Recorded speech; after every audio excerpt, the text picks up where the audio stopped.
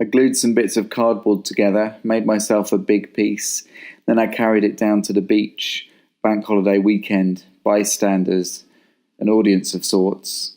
I tried to fold the cardboard into the shape of a boat. A man walks over. You trying to make a boat? Yeah, kind of. Do you think it will float? I don't think so. What's the point then? Good question. Before we get too far, this is not an artwork, at least I don't think it is.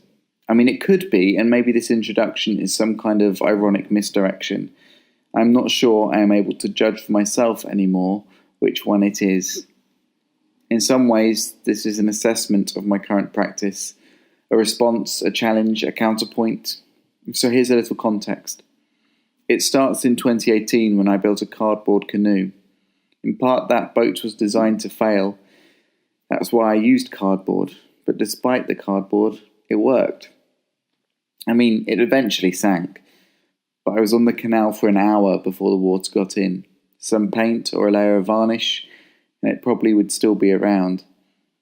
That was my first boat, by which I mean it was the first boat I made as an artwork, the first boat I made to support a performance.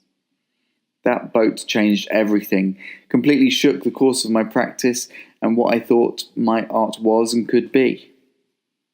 With that boat, I was working to an extent against the material, making it do things it wasn't meant to do, working it to its extremes. The boat was as much an exercise in engineering as it was art. It was all about the relationship between the effort it took to build and the fact that it was doomed. But that was the first boat. There have been more, some designed to sink, some not, some following the same themes, others not, some successful, others less so. Each boat and performance since traces its lineage back to that first cardboard vessel. Looking back at it now that I've made so many others, I wonder if I could have done it differently. What if I had treated the cardboard as cardboard and tried to fold a boat from a sheet of card like a piece of origami?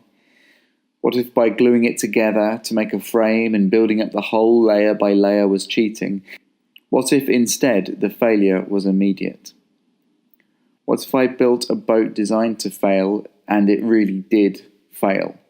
What if it was destroyed immediately and unceremoniously? What would it look like, feel like? What would a work like that be like? In every boat I've made since, I've been following this notion of there being some kind of magic in an object that is activated in its use, and value in the craft and act of creation itself. But what if I consciously work against that?